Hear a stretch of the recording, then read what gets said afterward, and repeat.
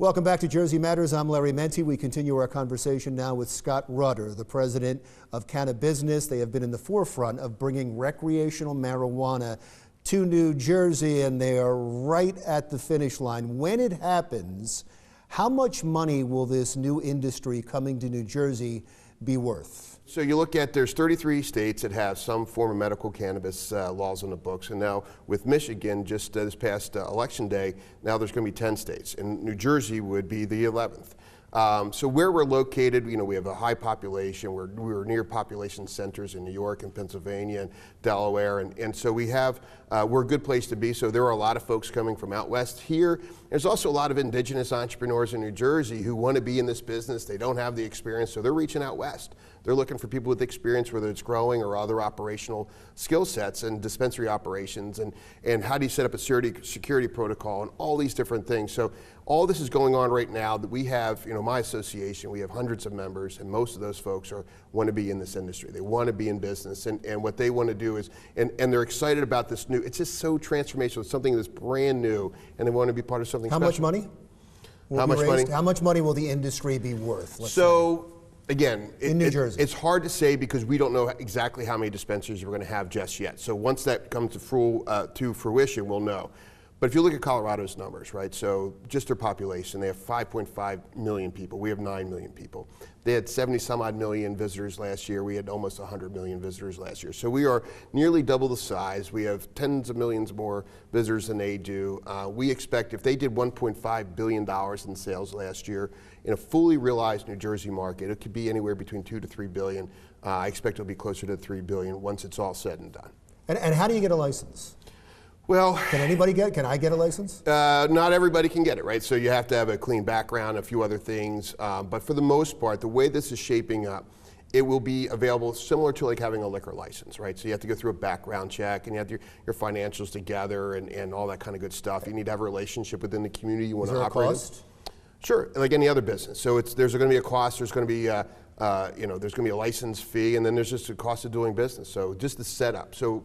Is there a cost? I mean, do I have to pay? Do I have to pay the state some money? There'll be some money for the state. There'll be some licensing fee that'll be assessed, and that's something that you're going to voluntarily do, because if you want to be in the business, you'll pay the fee for the license. It's, when they did the last round for the medical, they reduced the license fee. It was $20,000, and because it was competitive, if you did not win, you got $18,000 back. So, it'll be a competition. Well, it depends on how this all shapes up. So we don't know how this is all going to shape up just yet, because what's going to be created theoretically under the bill is what's called what would be called the Cannabis Regulatory Commission.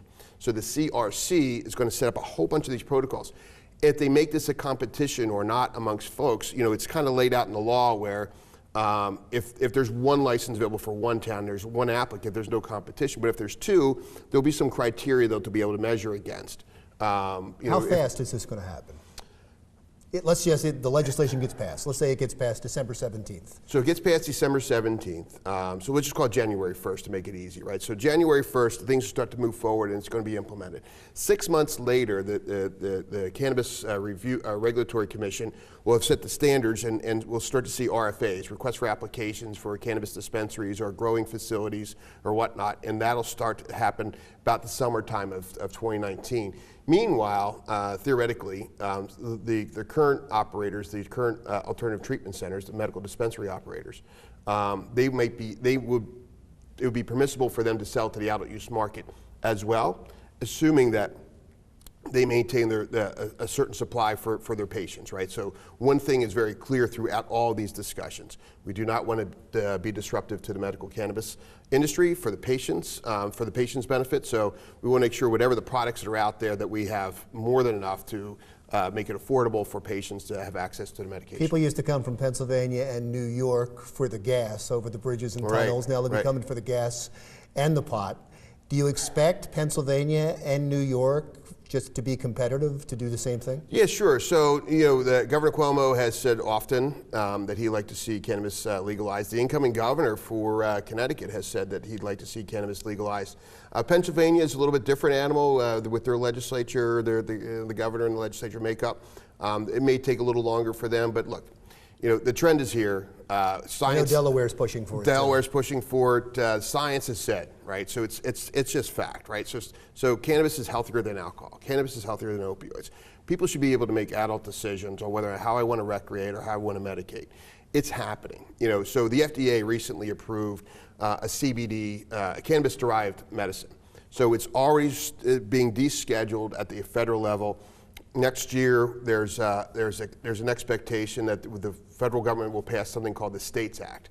And the States Act will federally legalize cannabis across the board, but it will federally recognize the state's law. So if Utah decides I don't want any cannabis whatsoever, it won't be legal there, but because it'll be their choice. But if New Jersey says we want to have legalized cannabis in New Jersey, then they'll recognize that. And in a decade, this is going to be just like alcohol. It's going in to be a decade, it's not only that, it's legally. I mean, yeah. No, I get that. But it's actually interesting because absolutely, Larry. All the different thoughts and concerns we've had about cannabis legalization, the stores and the crime and the this and that. All those stats are out there already for people to view, and it's so much better. It's a healthier product. We were actually seeing crime rates go down where dispensary operators put their dispensary, right? And that's just because they have so many security measures. The requirements for security is so great that with all the cameras and security personnel around them, crime goes down. It's a fascinating thing. I appreciate you coming back. All right, Larry, thanks. Congratulations. Thank you. Almost. A little prematurely, I know, but congratulations nonetheless. Thank you. Scott Rudder is the president of Canabusiness in New Jersey. Jersey Matters continues right after this. We'll continue to look at the effect of marijuana use in New Jersey, should it become legal for recreational use, and how it might affect your car insurance. That's when Jersey Matters continues.